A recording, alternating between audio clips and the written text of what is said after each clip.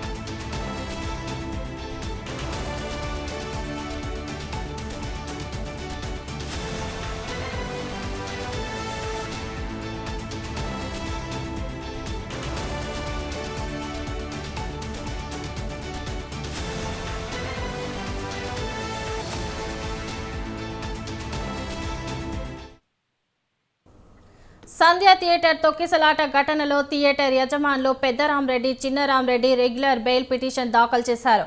తొక్కిసలాట ఘటన కేసులో పెద్దరామరెడ్డి, చిన్నరామరెడ్డి A1, A2గా ఉన్నారు. హైకోర్టు మధ్యంతర బెయిల్పై నిందితులు బయట ఉన్నారు.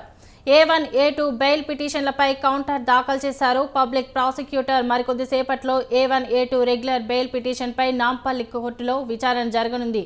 మరోవైపు అల్లు అర్జున్ రెగ్యులర్ బెయిల్ పిటిషన్పై నాంపల్లి కోర్టులో విచారణ జరుగుతోంది.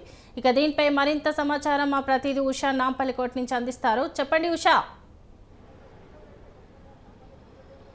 చెప్పండి.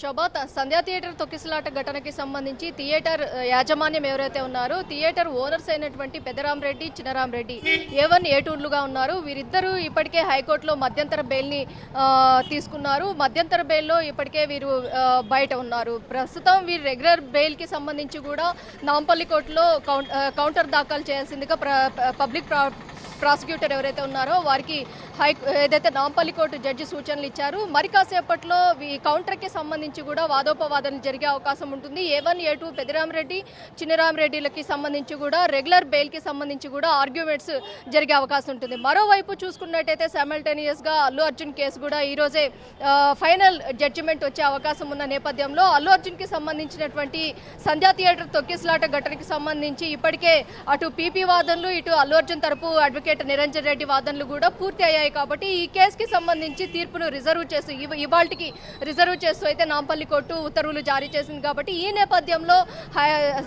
అల్లు అర్జున్కి సంబంధించి రెగ్యులర్ బెయిల్ మంజూరు చేస్తుందా నాంపల్లి కోర్టు లేదా అనేది కూడా సర్వత్రా ఉత్కంఠగా ఉందనే తెలుస్తోంది. మరోవైపు చూసుకున్నట్టయితే హైకోర్టు ఇచ్చినటువంటి అల్లు అర్జున్కి 4 వారాల మధ్యంతర బెయిల్ ఏదైతే ఉందో మరో వారంలో జనవరి 10వ తారీఖున ఇది ముగిసే అవకాశం ఉంది. ఈలోపు నాంపల్లి కోర్టులో అల్లు అర్జున్కి రెగ్యులర్ బెయిల్ రావాల్సి ఉంది. రెగ్యులర్ బెయిల్ రాని పక్షంలో హైకోర్టులో మరోసారి వీరు ఏదైతే రెగ్యులర్ బెయిల్కి సంబంధించి కూడా పిటిషన్ దాఖలు చేసుకునే అవకాశం ఉంటుంది. మరోవైపు ప్రతివాదులుగా ఉన్నటువంటి చిక్కడపల్లి పోలీసులు నాంపల్లి కోర్టులో ఏదైతే సంధ్యా థియేటర్ తొక్కిసలాట ఘటనలో మొత్తం కూడా హీరో వచ్చే నేపథ్యంలో అల్లు అర్జున్ వచ్చే నేపథ్యంలో ఈ ఉదంతం మొత్తం కూడా జరిగింది. మహిళా మృతికి ప్రత్యక్షంగా కూడా ఒక లెక్కలో అల్లు అర్జునే కారణం అన్న కోణంలో కూడా చిక్కడపల్లి పోలీసులు పేర్కొన్నారు. ఇప్పటి వరకు చూసుకున్నట్టయితే నాంపల్లి పోలీసులు 18 మందిని ఎఫ్ఐఆర్లో నమోదు చేశారు. A1 నుంచి A18 వరకు కూడా నమోదు చేశారు. చిత్ర యాజమాన్యాన్ని కూడా ఇందులో పొందుపరచడం అయితే సర్వత్రా ఆసక్తికరంగా ఉన్నటువంటి అంశంగా మనం పేర్కొనవచ్చు. మొత్తం మీద ఈ రోజు చూసుకున్నట్టయితే A1, A2 పెద్దరామరెడ్డి, చిన్నరామరెడ్డి థియేటర్ ఓనర్స్ ఎవరైతే ఉన్నారో వారికి సంబంధించినటువంటి రెగ్యులర్ బెయిల్కి సంబంధించి కూడా సుదీర్ఘంగా వాదనలు జరిగే అవకాశం ఉంటుంది. చూడాలి ఈ రెండింటికి సంబంధించి తీర్పు ఎలా వచ్చే అవకాశం ఉంటుంది. అటు అల్లు అర్జున్ తీర్పు మీద మాత్రం సర్వత్రా ఉత్కంఠగా ఉన్నారనేసి తెలుస్తోంది. శోభ.